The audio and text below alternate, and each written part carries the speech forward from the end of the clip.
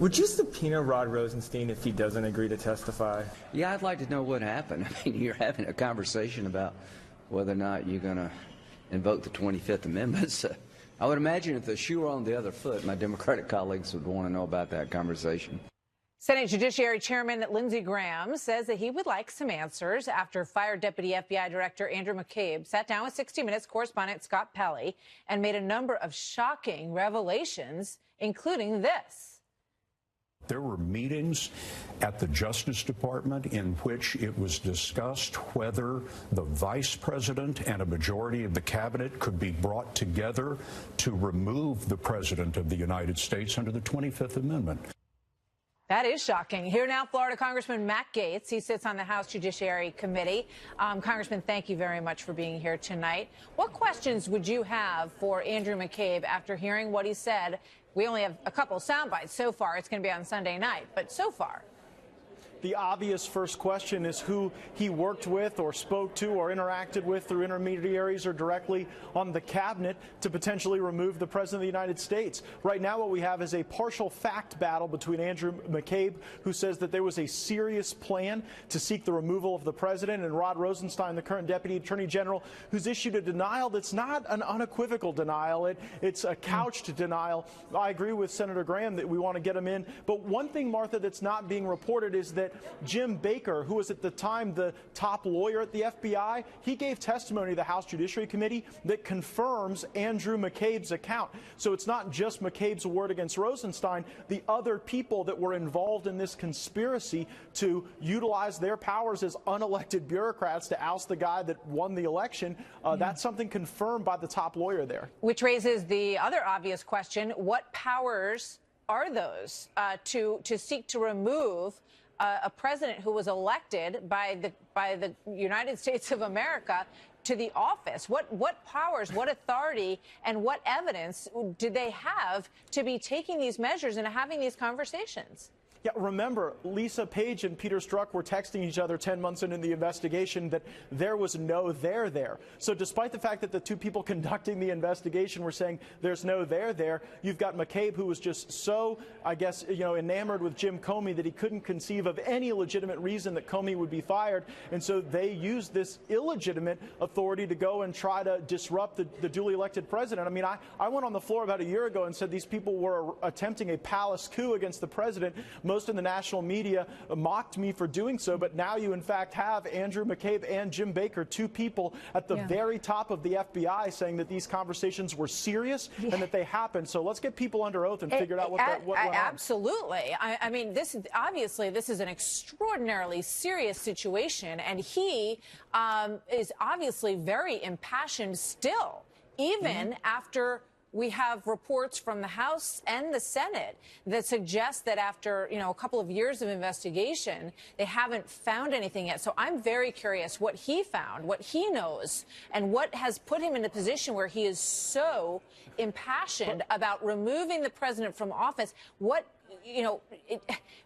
is it? What does he know? That's why they launched the obstruction of justice investigation, because they had nothing on collusion. Again, even the people who were involved in collecting the evidence admitted in their private text messages that there was no evidence of collusion. We've wondered as a country until now how the obstruction of justice investigation came to begin, and it was Andrew McCabe who was just so heartbroken and crestfallen that Jim Comey got canned that he went and just ignited an illegitimate investigation of the president. And then not just the investigation, but they were conducting a whip count of the cabinet to see who was with them. They said they were counting heads to see how many cabinet members would be with them to remove the president. The vice president has said that he, was never part of any of this discussion or on board with any of this. But with regard to Rod Rosenstein, he, the suggestion was that he said he would wear a wire, and in his rejection of that, he said, "I never authorized the idea." Exactly. So it's not a full denial. That's pretty thought-provoking as well. It is, and Rod Rosenstein is not a dumb guy. I think he chooses his words carefully, and you're right, he never authorized it, but we need to ask questions under oath about what discussions were had and potentially what people remain at the Department of Justice or at the top of agencies in our government that were a part of those conversations. I would think Republicans and Democrats would want to know the answers. No, absolutely, they do. I got to go, but are they going to be subpoenaed? Are you going to hear from Rod Rosenstein and Andrew McCabe? What happens next? We sent a letter to the Judiciary Chairman in the House asking him to do just that, but if he doesn't, Senator Graham's not the kind of guy that just takes these things lightly. No, I think he'll use his gavel on the Senate side to get real answers. All right. Thank you very much, Congressman Gates. Coming up next, a shocking revelation. Breaking news, we should say, in the Jussie Smollett case. Just hours after the actor's first national TV interview, claiming that he was attacked by two men who were shouting MAGA country, investigators in Chicago now say tonight that the whole thing was staged. We have breaking news on that. Stick around. Very, very big developments. Also, Fox News confirming that former Vice President Joe Biden is, quote, almost certain to enter the 2020 race now. Sleepy Joe Biden.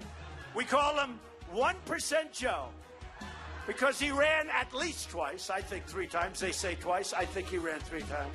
And he never had more than 1%. So we call him 1% Joe.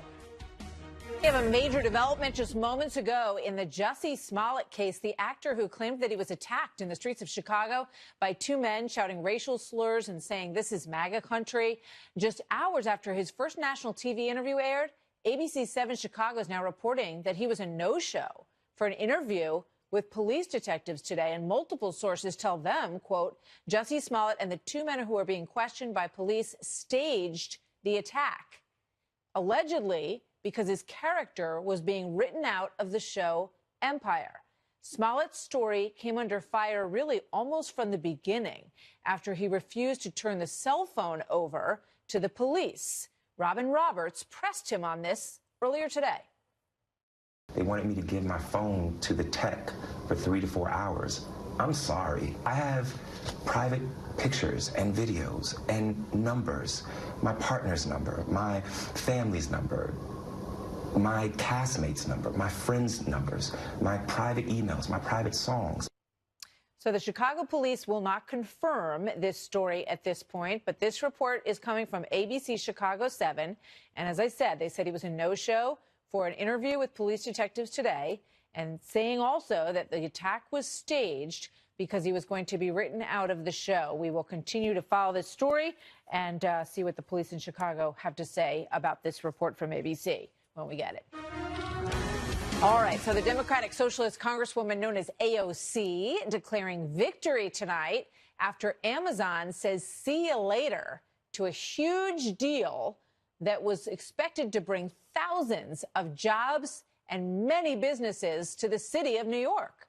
She tweeted this, anything is possible. Today was the day a group of dedicated, everyday New Yorkers and their neighbors defeated Amazon's corporate greed, its worker exploitation, and the power of the richest man in the world. Joining me now, Mark Thiessen, American Enterprise Institute scholar and a Fox News contributor, and Jennifer Holdsworth, Democratic strategist and Senior Vice President of Issues Management at MWWPR. Good to see you both tonight. Jennifer, let me start with you. How's this going over? I mean, was this a good move? Because I hear a lot of people in the city today saying that they think this is a tremendous loss for jobs and the economy in New York.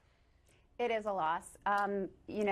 Congresswoman Cortez should not be celebrating this loss. It was going to be an economic engine for the region, and the argument that it was just going to be executive jobs wasn't true. One of the things that Amazon was looking for when they were looking for the spaces for these various headquarters around the country was a talent pool that you could draw from. So she should absolutely not be celebrating this. However, the answer is somewhere in the middle. Amazon would not come to the table to discuss a lot of the concerns that various elected officials had in New York City. And had they been willing to come to the table and discuss this, they perhaps could have salvaged the deal, and they just didn't do that. Yeah, I heard all day today about, pizza parlors and manicure places and all these businesses, dry cleaners that were hoping to open in that area, condos that had been built to house these new residents and some of the current residents. Mark, is this one of those situations where maybe she got what she didn't want, where it was fun railing against it, but now that it's happened, it may backfire on her? Well, she'll learn that when the fallout comes out of it. But look, Alexandria Ocasio-Cortez is a wrecking ball inside the Democratic Party, and as a conservative, I'm sitting here with popcorn watching it happen. I mean, this was a deal that was negotiated by the Democratic governor of New York, the Democratic mayor of New York, sponsored by Democratic legislators, and she comes in, the newly elected Democratic socialist, and wrecks the deal and creates such a hostile environment to the point that Amazon said, we don't want to work in this environment. We're gone. And they took 25,000 jobs with them. And just to show you how economically illiterate she is, she said, this is on the Yahoo story, she said, the city was paying for those jobs. Frankly, if we were willing to give away $3 billion for this deal, we could just invest that $3 billion in the district ourselves. We could hire more teachers. We could fix our subways. We could put people to work. There's no $3 billion. It's not that there was like a cash subsidy to Amazon. They were tax incentives. So literally, she doesn't understand that there's not $3 billion. Amazon took the $3 billion away with it, along with 25,000 jobs. So the lesson for Amazon is, do your business in red states where we don't act crazy like this. And the lesson for America is, if you like this, you'll love the Green New Deal. All right, speaking of the Green New Deal, Chuck Schumer very upset that Mitch McConnell wanted to force a vote on this in the Senate. Here's Chuck Schumer, the senator. They're bringing a resolution forward so they can vote against it. This cheap, cynical ploy evidently represents the sum total of Senate Republicans' leadership on the vital issue of climate change, an issue that cries out for serious engagement by members of both parties. But rather than seriously engage on the issue, our Republican colleagues are taking a page from President Trump's petty playbook, trying to make this a game of political gotcha. Jennifer, why not vote on it? Senator Schumer is right. This is a craven political tactic by the majority leader, but we've come to expect that from Mitch McConnell ever since Merrick Garland. But I was told by a Republican assemblyman in New Jersey that he used to ask the speaker why they didn't put up some of the Democratic measures just to shoot them down and show the populace how wrong they were.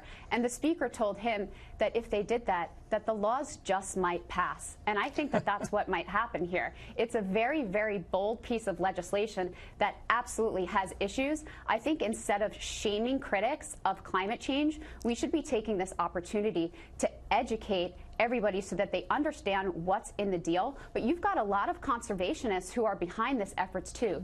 Yes, it's a moonshot. Yes, there are pieces of this legislation that absolutely will not pass and cannot be accomplished in 10 years. But that doesn't mean that we shouldn't try to come together at the table and make this a workable bill. I got 10 seconds, Mark. Just quick response, please. Yeah, I worked in the Senate for 7 years, and I never heard a senator complain about his bill being brought up on the Senate floor. They always complain the bills are not being brought up on the Senate floor. Who was the genius who decided to put this in legislative language so that the Republic, what do they think was going to happen? So they just created the legislative language so we can now put every Democrat on record as being for Ocasio-Cortez's $100 trillion Green New Deal boondoggle. Congratulations. Good legislative work. Thanks, guys. Good to see you both. Thank you. Thanks.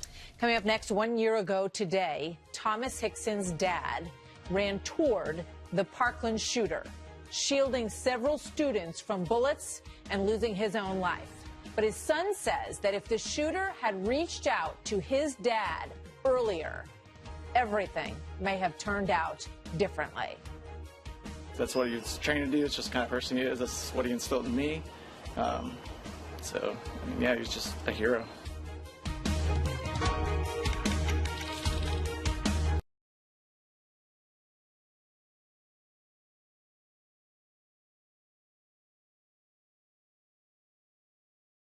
FBI Deputy Director Andy McCabe admitted that Justice Department officials discussed launching an administrative coup d'etat against the President of the United States. The official, says McCabe, considered asking the President's cabinet to invoke the never-invoked 25th Amendment to the Constitution as a way to remove Trump from power, obviously without an election or an impeachment hearing. Fox Chief Intelligence Correspondent Catherine Herridge is on the story and has details for us tonight. Catherine? Well, thank you, Tucker. McCabe went on the record confirming our reporting from October that he believed the Justice Department's second-in-command was serious about recording the president and invoking the 25th Amendment.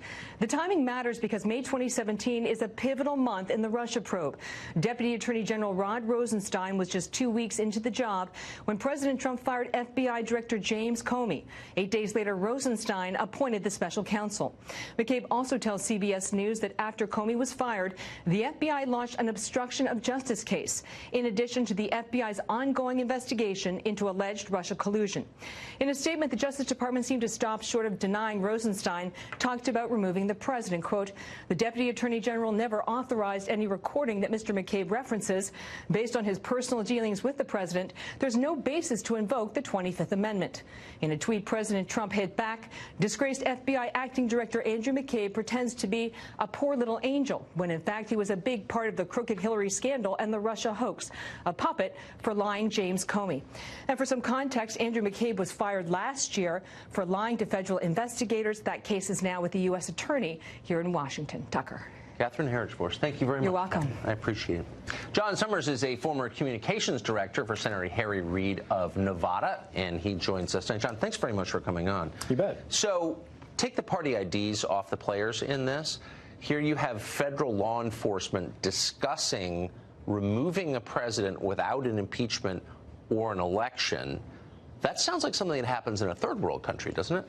Well, it's something, and I'm not going to defend any one individual in this situation, because these are very serious conversations that they were having. But it does appear that those are conversations they were having. Yes. And those are based off of the Constitution, right? It's the 25th Amendment of the Constitution, which does act as a safeguard should we ever run into that situation. So for me, run into what situation? Run into a situation where you don't like the president or disagree with his Russia policy, or where you feel like the president is incapable of doing the job. And so I think I don't have a problem that they had these discussions. At the end of the day, they landed at no.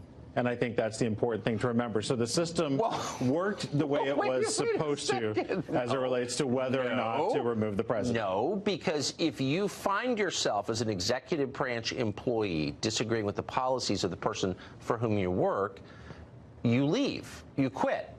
And you can state so publicly if you want. You have the right to do that.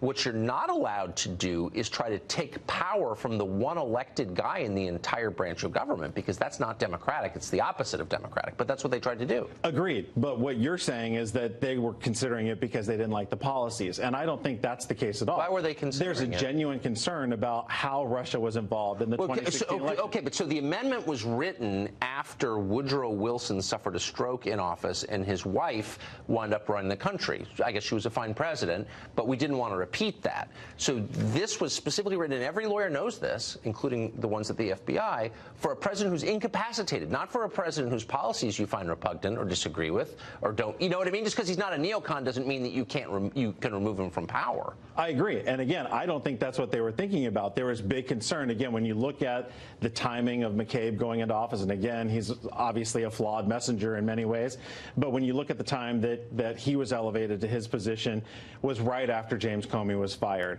And why was James Comey fired? As the president said himself, because he wanted the Russia investigation to end. Okay, but clearly there was a concern. But the other way, well, there was a concern because a guy they liked, who was their boss, got fired, which is absolutely the prerogative of this or any president to fire his own employees if he wants, for whatever reason he wants. And if you don't like it, impeach him or vote against him. Unless it's viewed as obstruction of justice. Okay, but but under no plausible scenario could it be. I mean, because of course the FBI director is free to say whatever he wanted to congressional committees or the Mueller investigation or write a book, which indeed he did.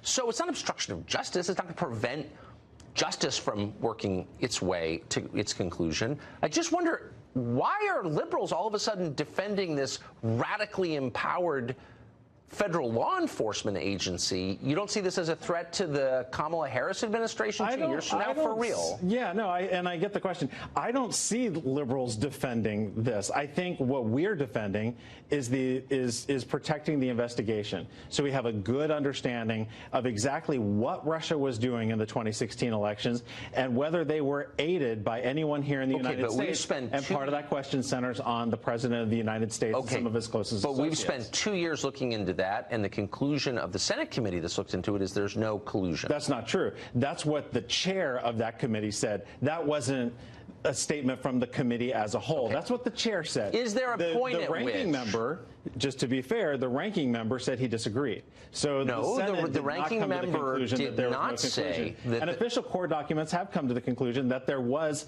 some collusion. We saw that in Manafort documents, and we've also seen it in the Roger Stone documents. Whether that collusion rises to the president is the question. Okay. Just for the record, there's no, quote, collusion with Russia in the Roger Stone indictments. Okay, no one has been indicted for colluding with anybody so far. Acting as a liaison between WikiLeaks on behalf of the Russian. But that is not, look, it's not a crime and it's not collusion. But leaving that aside, I just want to end on this. Does it really honestly, as a citizen, not bother you that a federal law enforcement agency discussed removing the President of the United States by non-democratic means for basically disagreeing with them and firing their boss? That doesn't bother you at all? The premise of your question, if that was the case, would bother me. That's not what that was about. Let's leave the last part off. Whatever it was about. I'm comforted by the fact that they had the discussion as provided by the 25th Amendment, and they landed on no. So again, it's like saying, you know, I talked about killing my wife. I didn't do it. You know what I mean? And there's a difference. Like, I'm not a murderer. It's like, oh, yeah, but you discussed it. What does that say about you? Something ominous, no? What it says, it's less about the people and more about the concerns they have about the president who's trying to stop an investigation into his campaign. If he's got nothing to hide, he should have nothing to fear. Okay. Give me your email password if you've got nothing to. We'll talk about it off air. John, thank you very much. Thank you. In his 60 Minutes interview, McCabe admits that his attempt to undermine the president began almost immediately after his boss, Jim Comey, was fired. And it was, of course, due to Russia. I was speaking to the man who had just run for the presidency and won the election for the presidency, and who might have done so with the aid of the government of Russia, our most formidable adversary on the world stage. And that was something that troubled me greatly.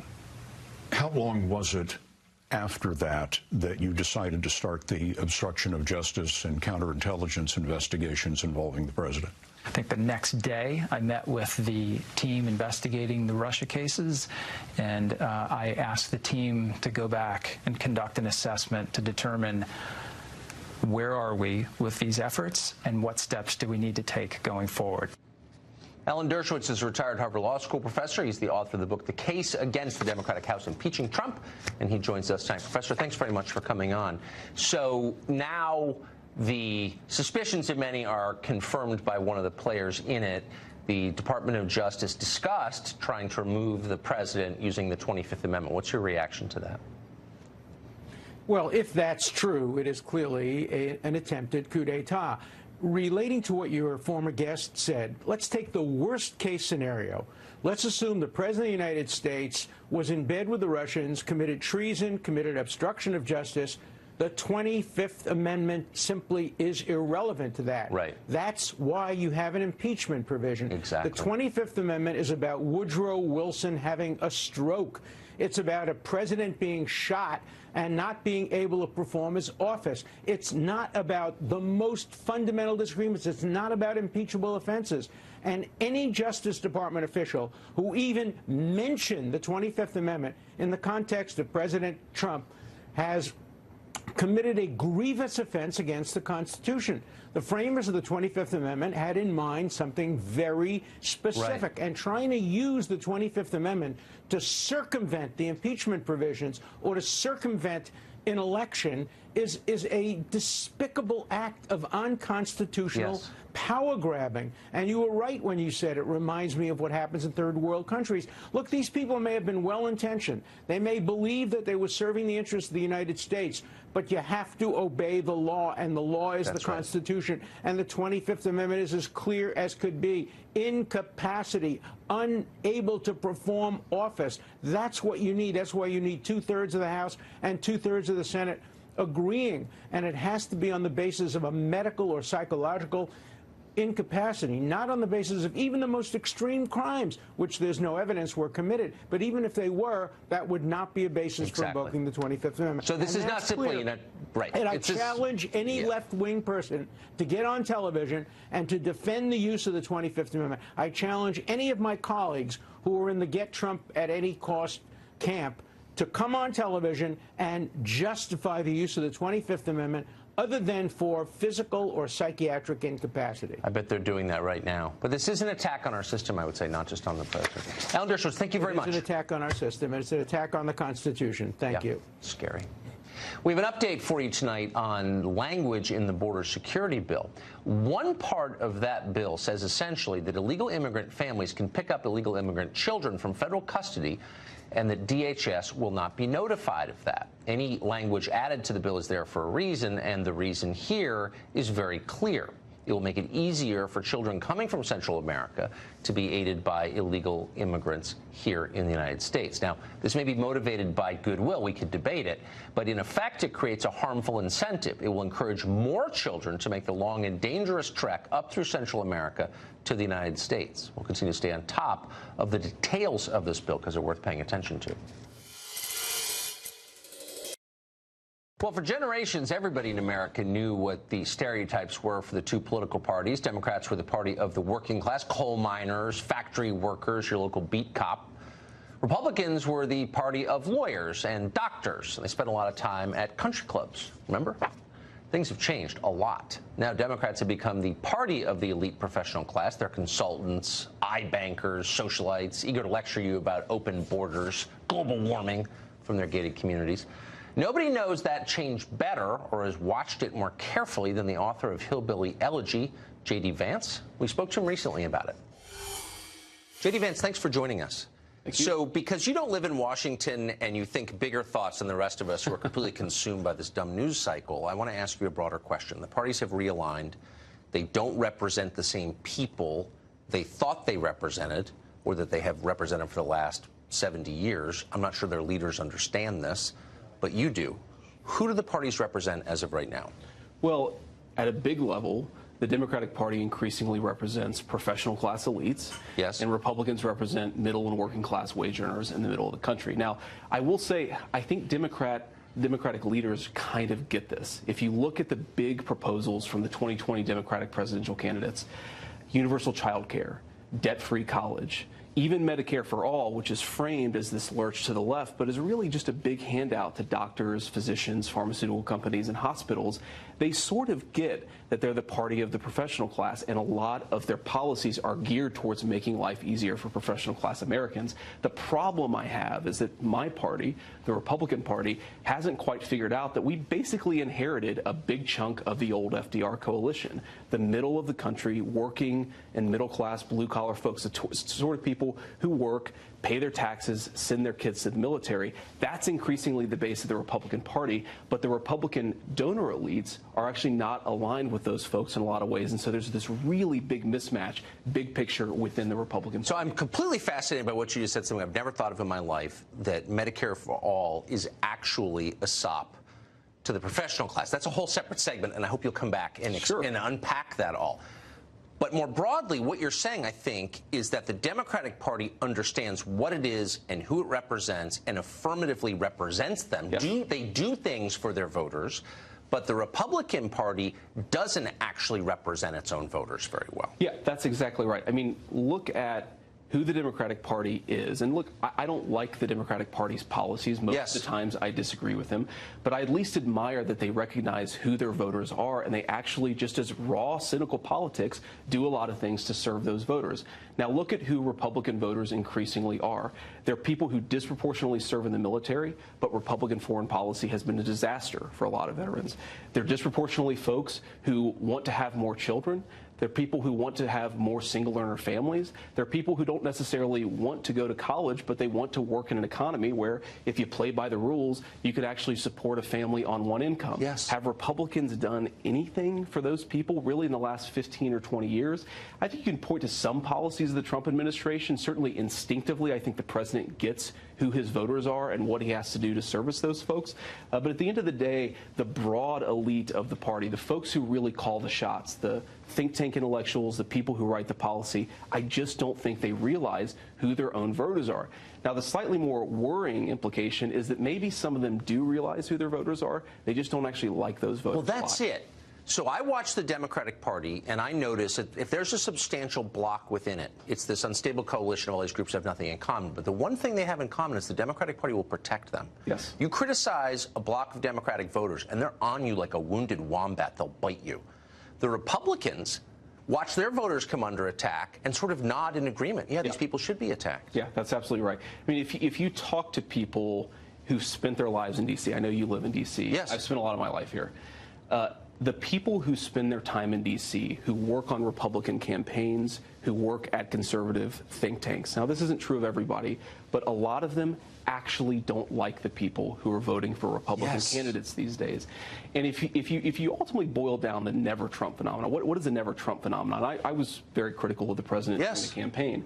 But the never Trump phenomenon, I think, is primarily not about the president. It's about the people who are most excited about somebody who was anti-elitist effectively taking over the Republican Party. They recognize that Trump was, whatever his faults, a person who instinctively understood who Republicans needed to be for. And at the end of the day, I think they don't necessarily want the Republican Party to be for those folks. They don't like the policies that will come from it. They don't like necessarily the country that will come from it. And so there's a lot of vitriol directed at people who voted for Donald Trump, whether excitedly or not. If the Republican Party has a future, it'll be organized around the ideas you just laid out, maybe led by you or someone who thinks like you. I'm serious. That's what it needs, I think. J.D. Vance, thank you. Thanks, Tucker. It is time for Final Exam. The remarkable Lauren Blanchard going tonight for her 8th win in a row. The question is, have you paid closer attention than she has to this week's news? Find out after the break.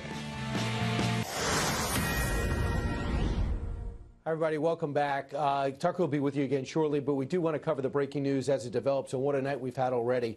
We understand normally the procedure would be that the Senate would vote second when you have a bipartisan bill like this border budget bill to extend funding of the government until September 30th. But because of the funeral of Congressman Dingell, the House said, hey, can we vote late at night? So the Senate had their vote, and they had 83 votes for, so it passes. The House, at this very moment, as I split the screen with them, is beginning to vote, and they're going to vote for the next 15 minutes on the passage of the bill. Now, it's expected to pass as we bring in Mark Stein. Mark, the one thing I'm wondering is, being that it's become clear, and we reported at the top of the hour, that the president's going to take the $1.375 billion and all the provisions that are with it to build the barrier, and there's more money. There's $49 billion in here for other things, but he's going to take that. But the being that he's getting about $8 billion total in emergency funds, national emergency funds, which he can declare constitutionally, I'm wondering if some liberals are going to defect from that. What do you think?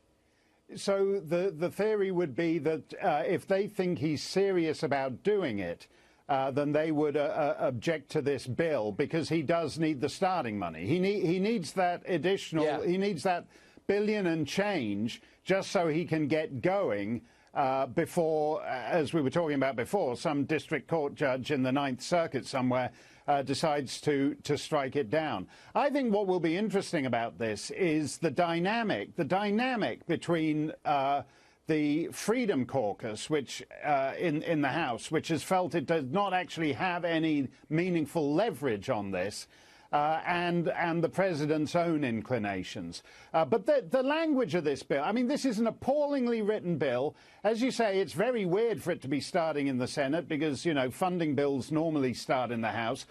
There's a great sense that a lot of this is being kind of made up as it goes along. But there are things in that bill that are poorly drafted and that have huge implications. And legislators owe that to their constituents beyond anything else. All this wording that nothing in this bill or any other bills, for example. What does or any other bills mean in there? He can't ever build a wall in the Rio Grande Valley. No way, no how, not now, not never. I mean, this isn't the way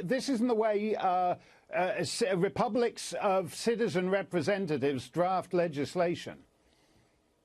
Right, and we're watching this tally go right now. Nita Lowey, who is in charge of appropriations, she's chairperson, and she's the one who really was part of that led the 17-person bipartisan bicameral committee. She just spoke 5 minutes before we hopped on, just while we're in the break, Mark, and she was saying, okay, let's the voting start. It's going to be electronic. And we have right now, it looks 122 to 22, so it looks pretty overwhelming. If you missed at the top of the hour, we did speak to Mick Mulvaney, and Mick Mulvaney broke down where he's getting the additional money that the president will officially sign in an executive order in national emergency. He's getting $600 million for the Treasury Forfeiture Fund. He's going to get $2.5 billion from the DoD Drug Interdiction Account, $3.5 billion from the military construction budget. Now, over the last 3 months, he's been asking people, come up with some money you think that will help, because it's all in the name of national security. But I want to go now, and this is the money and how it breaks down. Obviously, Nancy Pelosi is going to, well, it's just a matter of time before she challenges this or somebody challenges this in court. David Spun is actually on the House floor covering all this as the vote develops. It's round now 129 to 28. David, any surprises so far? Well, hey, Brian, that's the vote total right now. The actual final number is 217. That would be the magic number, I should say. We're waiting. Once it gets to 217, then you can officially say that they have the votes needed to actually pass that bill, combine that with the Senate version, then go ahead and send it over to the White House. Nancy Pelosi, the House Speaker, said today she has been confident from the beginning that this was not going to be a problem. She said this was going to pass. Also, Brian, she mentioned that there may be some legal challenges if the president declares a national emergency. She said that it could cause some type of precedent issues, meaning that if a Democrat gets elected next time, they could declare a national emergency for what they feel would constitute a national emergency. So right now it's a 15-minute vote. We should know, I'm looking right now from some emails from our House producer, Chad Pergram, the final tally should come somewhere around the top of the hour in about 15 minutes. And the magic number in the House is 217 as we watch those votes tally now. And then at that point, there will be a ceremony. Nancy Pelosi, the House Speaker, will sign it and then send it over to the White House, where you've been speaking to the Chief of Staff, and the President's team will review it before he signs it. Brian? David, real quick, 10 seconds. Anybody say something of note in their remarks before the vote took place that our viewers should know about? Well, we do know that Alexandria Ocasio-Cortez, she is a liberal Democrat from New York. As she was walking in, somebody spoke to her off camera, and she said that she would be voting no because the actual bill gives money to Homeland Security. She said that she wants to defund ICE and parts of Homeland Security. Brian? Right. She's definitely different. Always trying to stand out on every vote at every moment. David Spun, thanks so much. Mark Stein, thank you very much. Back in a moment, we're covering Tucker Carlson Live is covering all the breaking events in Washington. Don't move. And today in Amazon.com's planned takeover of everything in American life. A few months ago, Amazon announced plans to open 2 new headquarters, one in Northern Virginia, the other in New York City. Those cities both won the sweepstakes to provide the biggest corporate giveaways to Amazon. But in New York, that plan met resistance from some locals who said the city ought to focus on helping its own residents, improving its own infrastructure rather than giving billions to the world's richest man. Apparently, those protests succeeded. Today, Amazon announced it will be canceling its planned headquarters in New York. Virginia, no such luck. They're still coming. China has risen rapidly to become the chief economic and political rival of the United States. No one in Washington recognizes that, but it's clearly true. But China is not content to be the equal of this country. China wants to be our superior. Its communist government is pursuing an initiative called Made in China 2025. It seeks to make China the dominant player in 10 advanced industries, including robotics, artificial intelligence, and aerospace. And they're getting a major assist from the United States, where many in our ruling class view outsourcing as a boon to corporate profits. What can be done to stop this? We spoke recently to Marco Rubio, senator from Florida, about it, and here's what he said. Senator Rubio, thank you very much for joining us tonight. Thank you. Thank you. So you have said, crystally, in very clear language, China is growing at the expense of America. What does that mean? It means they're trying to take over all the industries that are going to dominate the 21st century, and they're not out innovating us to do it. They're cheating. I mean, they're stealing our secrets. They're forcing our companies to transfer technology. They're funding their companies so their companies can go out and bid against ours, undercut us because they don't have to make a profit. The Chinese government is backing them. And then when they do it in enough places, they put us out of business, and then they control that industry. You know, for years we were told, don't worry, the Chinese are doing the lower end manufacturing stuff, but the big stuff is still being made in America. Well, now they're going for the big, they're coming for the big stuff. We're going to have nothing left. So if you sought an advantage in trade against another country and you were able to raise their energy prices far above current market, that would give you a huge advantage, wouldn't it? Absolutely. And if you did it to yourself, as someone's suggesting, that it's a self-inflicted damage. There is going to be no new Green Deal in China. They do all the stuff where they go around the world and talk about how they're going to get carbon emissions, but they say that'll be later, by the way, once we become a rich and prosperous country. They already are.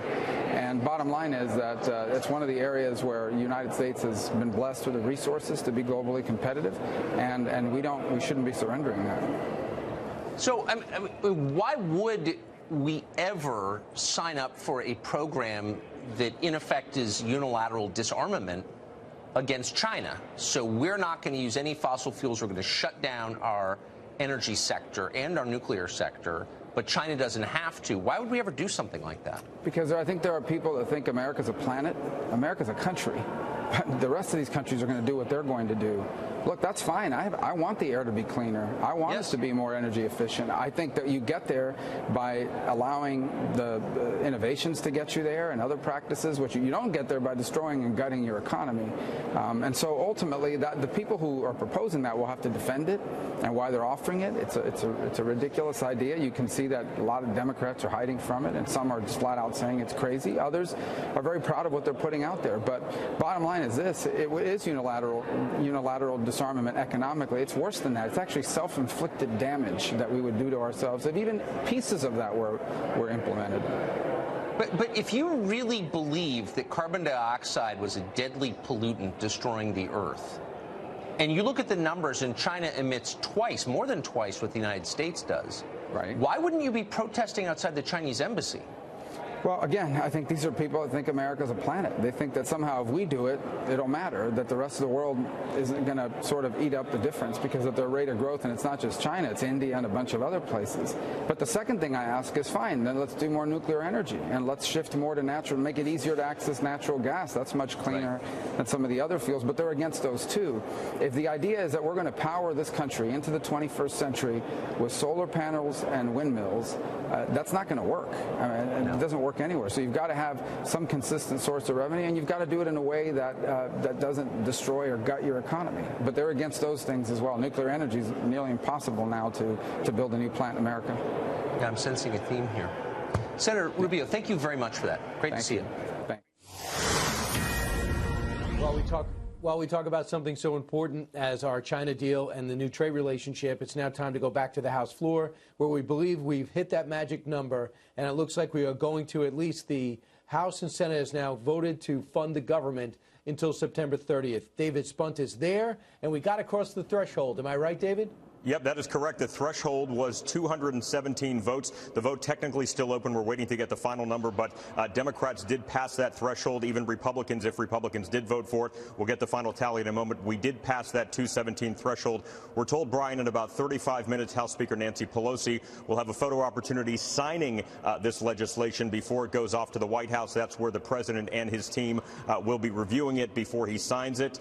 You have spoken with the Chief of Staff Mulvaney, who said President Trump will go ahead and sign it. It passed today in the House 83-16, and we know right now that in the House, or it passed in the Senate 83-16, excuse me, Brian. We know, though, right now in the House, it has passed that magic number of 217 votes. But it's been a contentious issue for Republicans and Democrats. And the deadline, Brian, was midnight in just a few hours from now. So this is really down to the 11th hour here. But it looks like the government will be funded and there will not be another government shutdown. Brian. You know, and David, I assume that the president's going to sign it tomorrow, but with the three-day weekend on President's Day on Monday and the weekend coming up, he might want to sit on it while he simultaneously could sign this and declare the national emergency and get those funds from the different categories that we spoke of. So the president is getting his 1.375 as we bring in Mark Stein.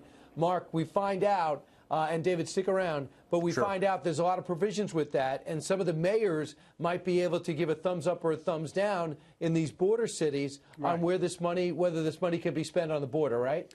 Yeah, basically every border municipality will have a veto on whether a physical barrier can be built, and those borders along the Rio Grande, those border towns are overwhelmingly Democrat towns. What's interesting about this vote, Brian, right now as it stands, it looks like far more Republicans have voted against it than have voted for it. And so there is a real split on the GOP's side on this, and it's a question of where the president feels his base is. And my view, obviously, is that the base is with the congressman who voted no to this bill. But it makes an interesting point. I mean, the last few days, we've all been talking about how the Democrats are tearing themselves apart. They're getting over-woke with Alexandria Ocasio-Cortez and Ilhan Omar, and there's a big split between that side of the party and the Chuck Schumer, Nancy Pelosi side. But you look at these House totals. When it counts, the House Democrats stay united, and it's the GOP that's split right down the middle on this. So good point. And, of course, the majority with the Democrats. Let's go out to David Spun. We're starting to see who voted for what. And once again, Alexandria Ocasio-Cortez is making news by what she didn't vote for, right? Well, Brian, yeah, Republicans may be split, but Democrats are also split. New York Congresswoman Alexandria Ocasio-Cortez, a producer spoke to her as she was actually heading to the floor to vote. She said, "I don't think this deal is a victory for anyone." These are her words. It's a Republican bill just to keep the government funded. Now, she has in the past said that she wanted to defund ICE, Immigration and Customs Enforcement. That's part of the Department of Homeland Security. Also important to point out that many Democrats who voted for this, such as Speaker Pelosi, she said that this was a good deal. She voted for it. If President Trump declares that national emergency, which we're fully expecting him to do, she said that there could be some legal challenges. And the White House press secretary, Sarah Sanders, said earlier today, essentially, bring it on if there is. Brian. It's interesting, David. Thank you. Thank you for that update. Mark, when I was speaking to Mick Mulvaney 30 minutes ago, he said we've been preparing and digging out money for the past 3 months. We've been getting the legal arguments ready for the past 3 months. And he says that Mitch McConnell is firmly in support of this and said so publicly. So the White House, who's bulked up for legal challenges, this is one they might indeed be ready for. Yeah, I hope so. I mean, there is certainly enough money in the budget to actually build a wall across the entire southern border. Under the stimulus thing that Obama did in his first few months in office, he spent huge sums of money, $800 million, I think, in total, upgrading northern border stations on little bits of two-lane blacktop in the Great North Woods between Vermont and Quebec that nobody goes through. So we need to get the southern border some similar action there. Hey, Mark, thanks so much for being there. David Spun, great job on Capitol Hill. In case you do not know, it is now passed through the Senate and through the House. The bipartisan bill now goes to President Trump's desk, at which time he's going to be signing an executive order to declare a national emergency to get the money up to $8 billion. Keep in mind, Tucker is rarely on tape. We wanted to bring as much of him as possible while at the same time covering the breaking news. Now it's time for Hannity, so don't miss a minute as the news continues to break throughout the night. I'm Brian Kilmeade.